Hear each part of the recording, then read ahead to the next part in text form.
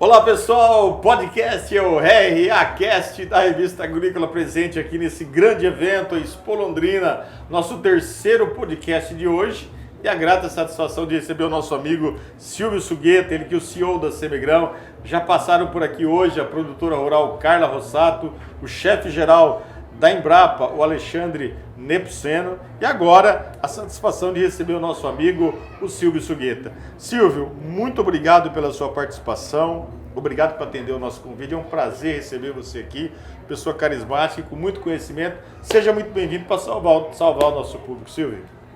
Obrigado, Marcelo, boa tarde a todos, é um prazer mais uma vez estarmos aqui para conversar, bater papo. Você é a Revista Agrícola que a gente já conhece já faz alguns anos, tem uma parceria boa e que tem esse objetivo de ajudar tantos produtores, empresas com informação, com tecnologia, com conteúdo de qualidade. Então, para mim é um prazer enorme estar aqui com você hoje. Legal, Silvão. É isso aí, pessoal. Seja bem-vindo ao nosso RAcast. Você vai saber um pouquinho mais sobre sucessão no campo, um pouquinho também sobre as perspectivas do agro para 2024. O Silvio tem uma bagagem muito bacana, né? E fiquei sabendo hoje que ele levanta 4 horas da manhã, é um adendo a mais aí, né, para poder trazer mais informações para nós. Está bem antenado, quem levanta cedo toma água limpa, né? Quem chega primeiro diz o ditado, né, Silvião? Silvião, qual a diferença entre sucessão no campo e herdeiros? Fala para nós. O Silvio, que é também o nosso embaixador nacional do Rally Sucessão do Campo, né? Ele que é um grande parceiro desse nosso trabalho pioneiro, ele vai também falar sobre essa questão de sucessão. E a primeira pergunta é essa, Silvião. Qual a diferença entre sucessão no campo e herdeiros? Vamos lá, Marcelo. A experiência que eu tenho, que nossa família teve, é na prática, né? Então, não vou explorar em conteúdos teóricos, mas como foi a sucessão da nossa família, e a gente não teve muita alternativa, né? Porque nós não éramos herdeiros ou iríamos herdar muito pouca coisa, mas eu imagino assim, a grande diferença é que herdeiro você herda um bem, uma posse de alguma coisa, e sucessão você participa de tudo isso e você busca entender aquilo que você está recebendo, não só de bem, mas também de conteúdo, de valor, de legado, e foi isso que meu pai fez conosco. Nós somos uma família de 3 irmãos e um primo, que fizemos a sucessão da empresa do meu pai, Solotécnica, né, que era da década de 70, quando a sojicultura estava iniciando na região norte do Paraná, e aí ele conduziu essa empresa até 2010 junto conosco. Meus irmãos agrônomos entraram em 93, 94, 95 como funcionários, engenheiros agrônomos. Eu vim mais tarde, tenho formação veterinária, me formei em 1999, trabalhei fora durante aí 8 anos, e aí voltei a convite do meu pai e dos meus irmãos para compor essa sociedade, primeiro trabalhando como funcionário da Solotécnica, e aí a partir de 2010, 11 foi quando a gente fez a sucessão propriamente dita e fundamos a Semegrão juntamente com meu pai. Então assim, a gente acha que, resumidamente, eu acredito que o sucessor pega junto ali, né? E o herdeiro simplesmente herda um patrimônio, né? Bem, né? Bacana, Silvão. E é bacana que você tem essa experiência, você falando dessa experiência. E minha outra pergunta agora seria: qual orientação você acredita ser fundamental para se obter êxito nesse processo de sucessão? Eu acho que você tem autonomia para falar, porque junto com os seus irmãos, né, e o seu primo, a gente percebe que o Marinho, ele não é irmão, mas é como se fosse irmão, né? A gente percebe uma união muito grande aí nesse processo. Independente da quantidade do que se herda, né? Eu gostaria que você falasse aí o que você acredita, né, ser fundamental para se obter um êxito no processo de sucessão, até porque a Semegrão hoje, o trabalho que vocês realizam aqui, realmente a gente pode dizer que é um sucesso. Eu acho assim, não existe uma receita de bolo, né? Eu acho que cada família tem os seus desafios, os seus êxitos. Falando um pouco da nossa família, eu acho que desde a nossa infância, essa criação junto ao pai, recebendo orientação, tendo uma educação nipônica extremamente rígida, mas sendo justo, acho que a gente cresceu muito junto, né, com os nossos pais, e aí estabeleceu-se uma relação de confiança. Eu acho que um primeiro atributo fundamental é a confiança, né, confiança de ambas as partes, o respeito. Acho que, para o nosso caso, nosso pai sempre foi nosso herói, né, e aí isso, de certa forma, facilitou muito, porque as orientações que ele nos passava, certo ou errado, porque hoje a gente sabe que nem todo mundo é perfeito, mas a gente acreditava naquilo, acreditava que aquela experiência que ele estava nos passando nos levaria a um caminho melhor do que uma decisão sozinha. E, em contrapartida, ele também nos deu abertura, né? Então essa abertura, essa liberdade também que o pai deve dar aos mais novos para aceitar ideias, para ouvir ideias, para se discutir, principalmente nessas novas gerações que estão surgindo, talvez um pouco mais imediatista, sem tanta paciência, sem tanta resiliência, né? Eu acho que são atributos que ajudam, compõem bons valores para se fazer uma boa sucessão, né? Legal, Silvião. E a gente sabe que você fala de algo que realmente vocês têm experiência, né? Vocês vivenciam isso e hoje a gente percebe que o legado do seu pai ficou, né, muito forte. Hoje a gente percebe aí o trabalho que vocês realizam. E a outra pergunta que eu gostaria de acrescentar aqui, Silvio, você é uma pessoa muito tecnológica, a gente percebe que você está muito aberto às tecnologias. A gente acredita que o seu pai, na época, acho que não viveu tudo esse mundaréu aí de informações tecnológicas, né? E hoje você está muito antenado com relação às práticas, a aplicativos, né? Ao próprio Buscagro, né? Enfim, muito antenado com tudo isso. A minha pergunta seria assim, com a sua visão, como que você enxerga que essas novas tecnologias têm contribuído para que a nossa geração jovem seja mais atraída para o campo, né? Você acredita o quanto que é importante essas novas tecnologias? A gente sempre costuma dizer, Silvio, que o pessoal dizia assim: olha, filho, se você não estudar, você vai ter que ir para a roça, né? Acho que é uma frase que muita gente usava, né? E a gente percebe que hoje isso mudou completamente por questões tecnológicas. Então, na sua experiência, você dentro dessa gestão que você realiza, como que você enxerga a importância dessas tecnologias aí para o processo de sucessão no campo, Silvio? Hoje em dia deixou de ser um diferencial, né, Marcelo? Acho que hoje tecnologia é fundamental em qualquer segmento, qualquer negócio. Se você não tiver o mínimo de conceito e de absorção dessas tecnologias, acho que você está fora. Voltando no passado, eu como veterinário, quando me formei, tecnicamente não era bom, né? E aí fui procurar meios de onde eu pudesse me destacar. Então, eu tinha uma certa facilidade com números e enxergava que a tecnologia naquele momento, no final dos anos 2000, início dos anos 2000, final dos anos 90, início dos anos 2000, pedi à minha mãe, e aí minha mãe tem um valor, para que ela comprasse um notebook para mim, né?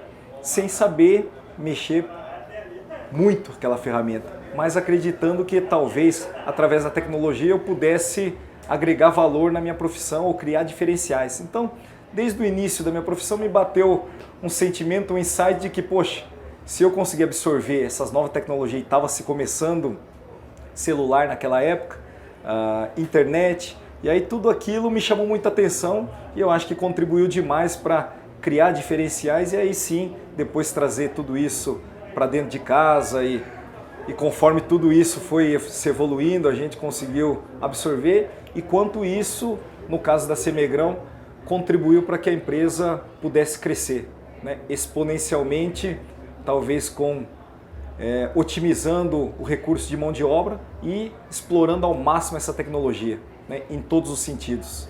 Então você acredita que a tecnologia acaba contribuindo e muito, né? Por esse processo de atuação no campo dos mais jovens, né?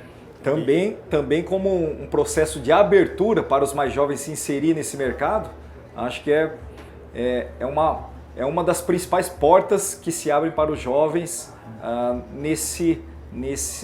nessa intermediação da sucessão. Porque, de certa forma, na maioria dos casos, os pais têm mais dificuldade com essa tecnologia. E aí é onde os filhos podem entrar agregando na atividade com o uso e explorando essa tecnologia a favor da propriedade e com retorno financeiro. Isso que é o mais importante, né? Muitas vezes se compra um celular, você pega aí um jovem, né, o Silvio, e você percebe que daqui a pouco ele sabe mexer nos aplicativos com uma facilidade grande, né? E os de mais idade têm um pouco de dificuldade ainda, né? Demais, né? A gente achava, eu tô com 48 anos, né, fazer 48 esse ano, achava que tinha facilidade, mas hoje já vejo os filhos, sobrinho manuseando os games. A gente já vai vendo que nossa geração já está ficando para trás, né? É verdade, nós já estamos entrando na terceira idade. Né? É isso aí, pessoal, é o RAcast, da Revista Agrícola, e junto com você nessa transmissão especial, essa série de transmissões especiais dentro desse grande evento que é a Expo Londrina, né? Recebendo aqui o nosso amigo Silvio Silgueto. Silvio, falando sobre essa questão de sucessão, de herdeiros, de tecnologias, vamos falar um pouquinho agora sobre alguns desafios e talvez você possa colocar a sua opinião. Como você avalia essa dificuldade onde existe uma resistência do produtor ou do patriarca em passar o legado para os filhos, né? Ou seja, com medo de ficar de lado, talvez muito, se eu passar eu vou ficar jogado de lado, não vou ter mais valor. E muitas vezes vai se estendendo muito esse prazo e muitas vezes isso acaba gerando a dificuldade porque a pessoa demorou muito para passar o bastão e não pôde aproveitar todo esse investimento tecnológico que poderia ter contribuído muito, né? Claro que existe casos e casos por todo o Brasil, mas com a sua experiência, né, Silvio? Você também teve aí as suas dificuldades.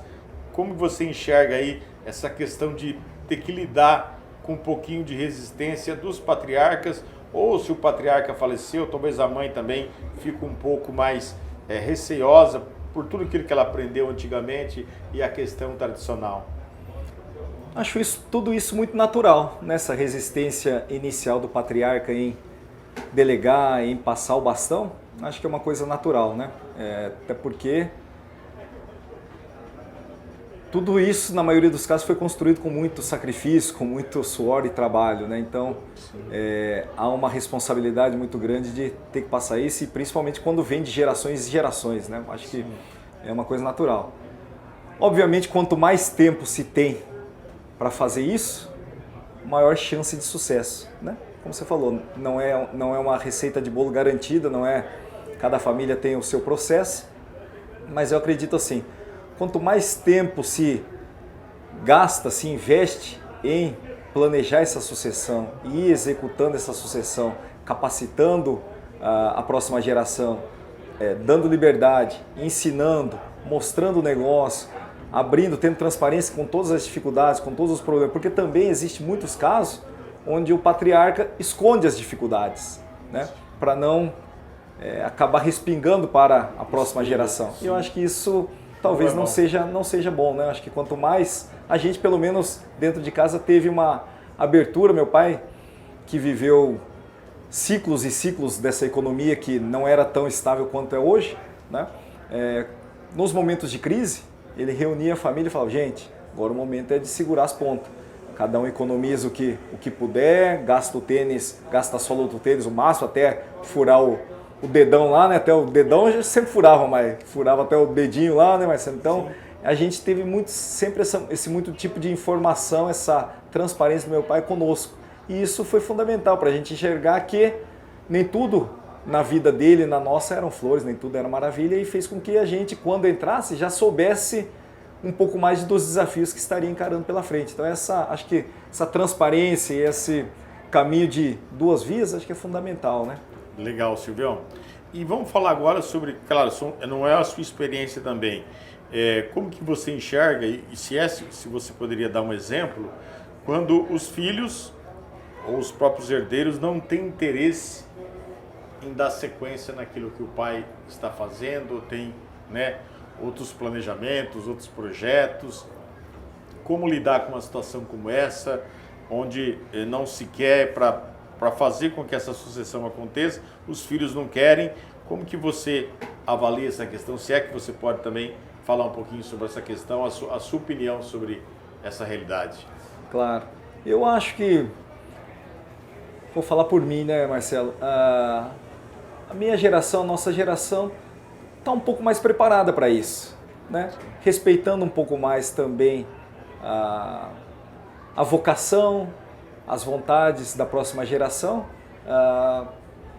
Obviamente que todo pai de um negócio bem sucedido gostaria que esse negócio se perpetuasse por várias gerações, igual no nosso caso que veio do nosso pai. Obviamente a gente gostaria que seguisse para uma terceira geração esse nosso negócio, né? Mas eu acho que a gente aceita muito melhor, né? Acho que e também um desafio porque atualmente também é menos filhos, então tem menos. Antigamente era 10, 12. Antigamente era 10, 12, um ou outro com certeza ia seguir, né? Agora não, né? Agora no máximo 2 filhos por família, no nosso caso o máximo é 2 filhos por família.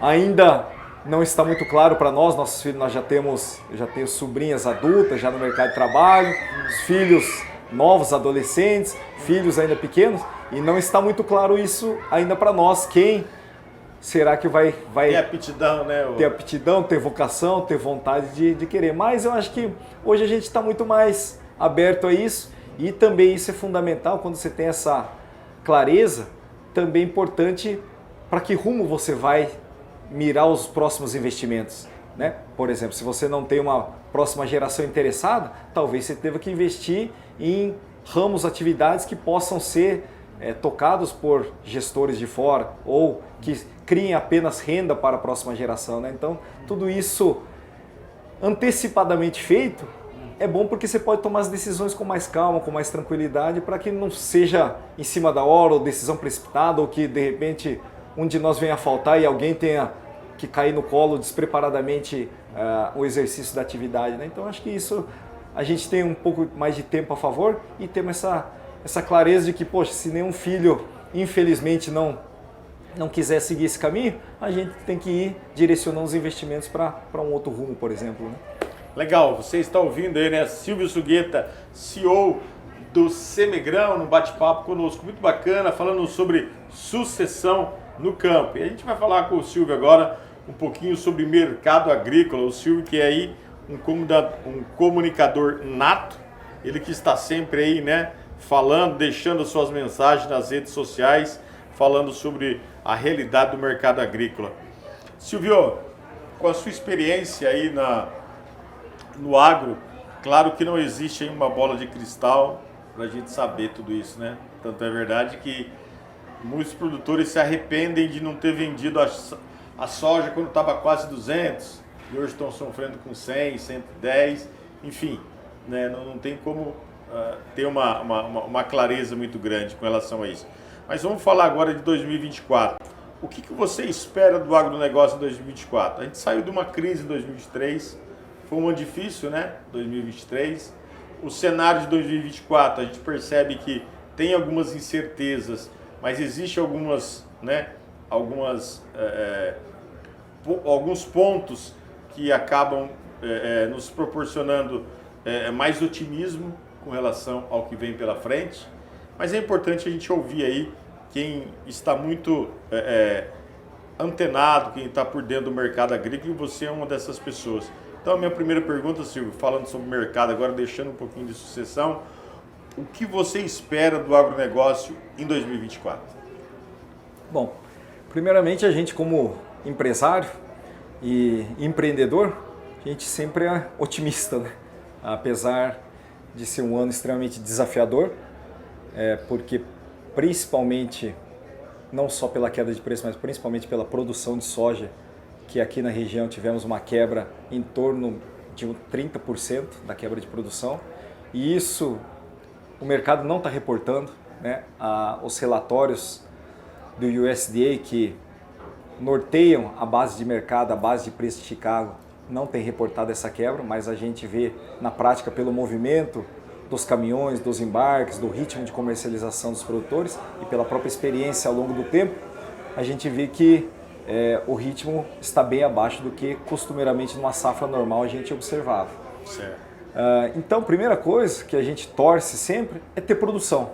Bom, a partir de uma produção boa, aí vem os próximos desafios, que é a comercialização. E eu sou um entusiasta, um incentivador para que o produtor obtenha cada vez mais informação, mais conteúdo e seja cada vez mais tecnicamente preparado para comercializar a sua produção.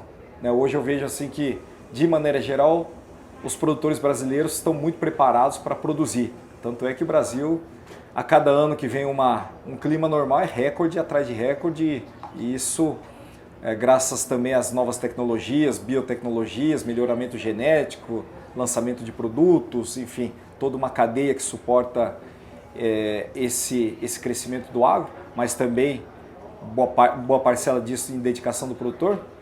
A gente produz bem, mas a comercialização é um gargalo. E preços, nós não temos uma bola de cristal, mas tem estratégias de mitigar esse risco.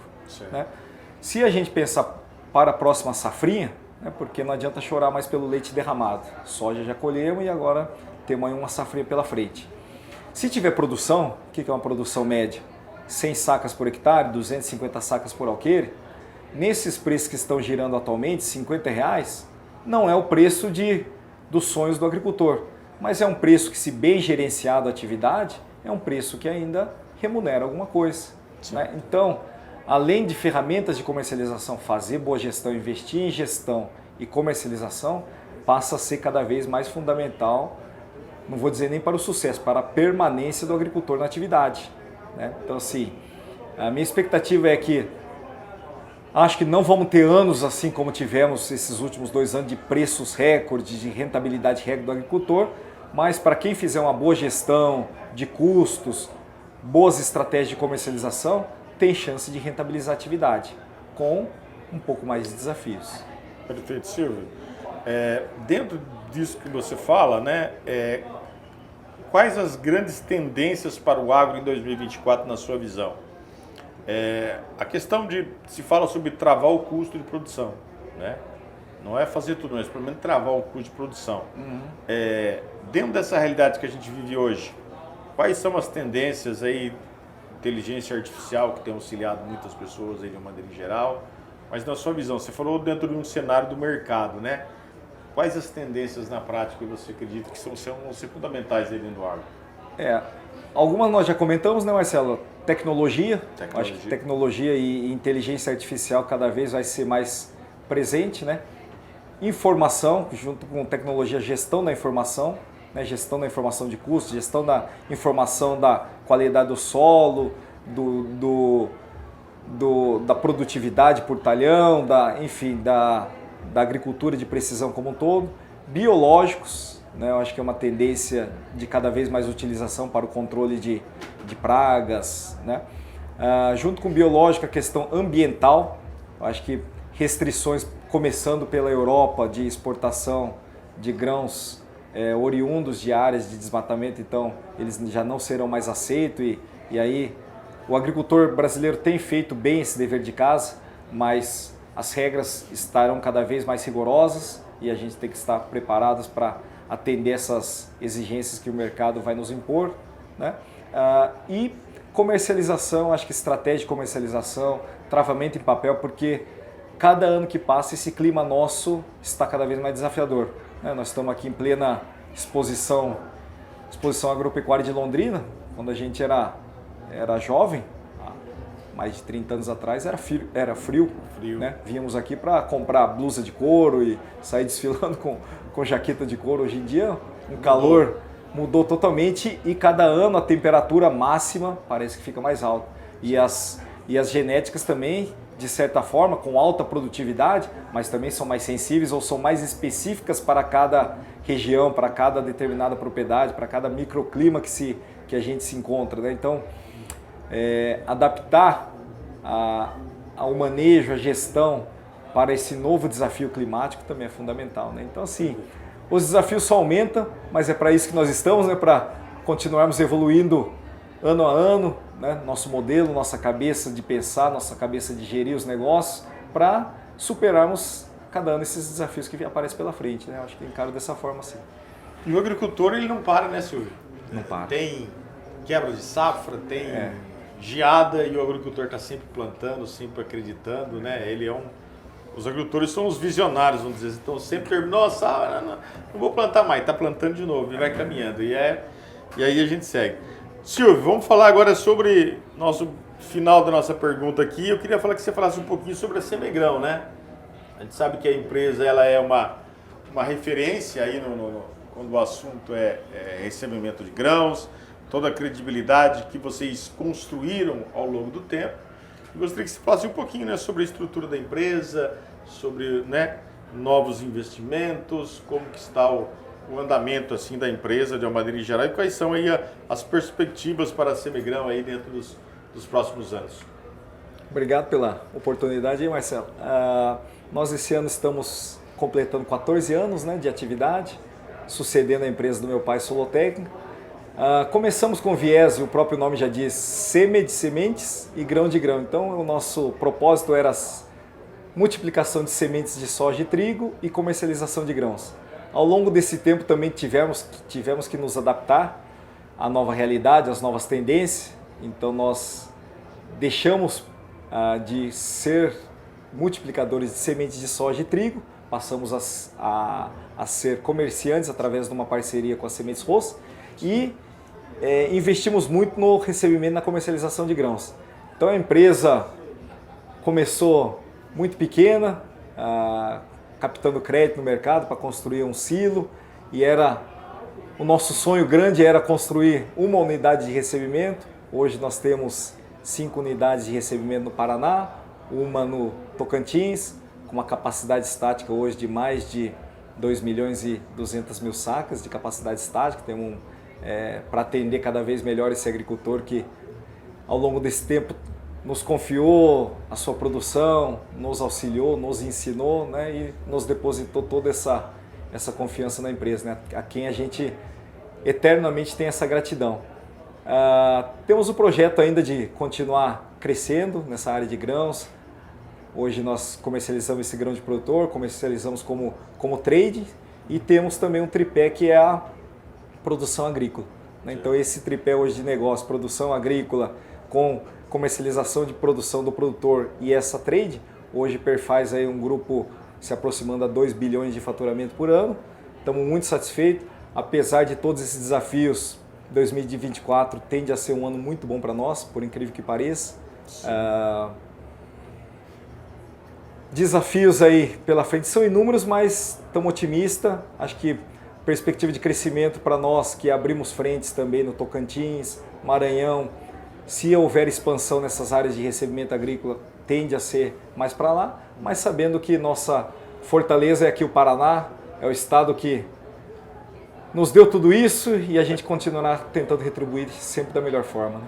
Legal, Silvio. E uma coisa assim que é muito importante, diante de tantas situações que já aconteceram, a credibilidade de uma empresa com relação à comercialização é muito grande. Por quê?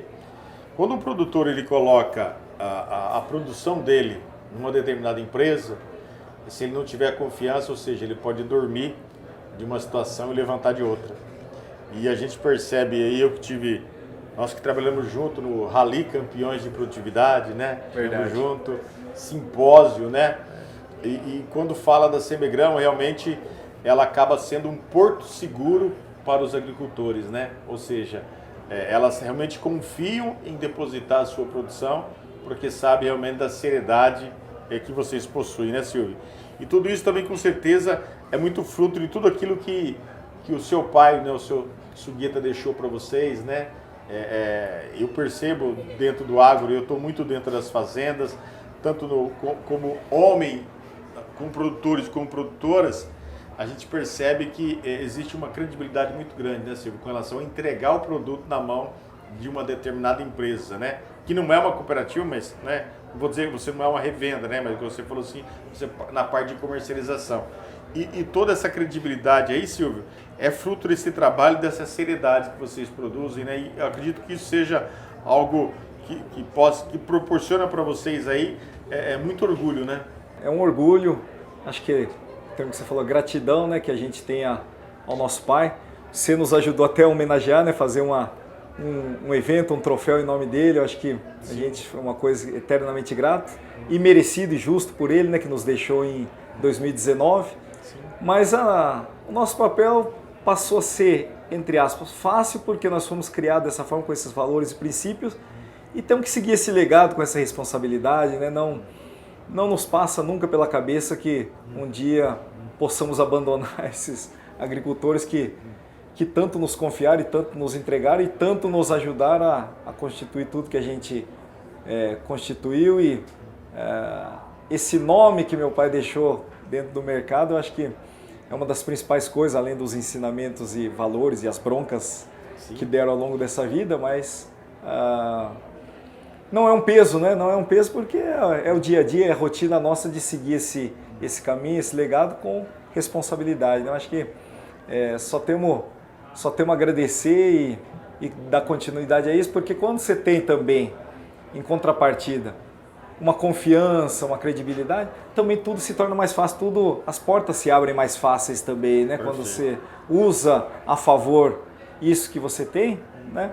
Sem pisar em ninguém, sem ter que falar mal dos outros, mas sim mostrando seus princípios e valores, tudo se facilita nesse mercado, porque cada vez mais esse network, esse boca a boca entre os agricultores, entre as instituições, entre o mercado, faz muita diferença.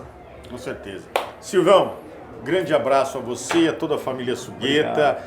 Parabéns pelo trabalho que a família realiza. Quero desejar sucesso para vocês aí na nova expansão de Tocantins, do Nordeste, da Madeira em geral. Sucesso para vocês. Que Deus abençoe, que vocês sigam aí deixando esse legado que vocês vêm desempenhando aí com muita competência. Tá bom? Da mesma forma, obrigado aí, Marcelo, obrigado a toda a equipe da Revista Agrícola por mais essa oportunidade. Desejo também tudo de bom para vocês. Vocês é uma empresa, é uma família também de bons profissionais, de gente que está ralando junto aí no dia a dia, rodando literalmente o Brasil inteiro, né, Marcelo? Eu acho que merece todo esse sucesso que está acontecendo com vocês também, tá? Obrigado, Silvão. É isso aí, pessoal. R Agrícola, aqui diretamente da Expo Londrina 2024. Diretamente aqui do nosso grande parceiro, Cicobi Ouro Verde, parceria com a Semigrão, levando para você informação e informação de credibilidade. Um grande abraço, pessoal. E a Revista Agrícola, como sempre, ela vai seguir colhendo o melhor do campo. Um grande abraço, pessoal. E amanhã temos mais entrevistas aqui com o presidente do Brasil, da Brandit, o Vladimir Chaga. Até mais, pessoal.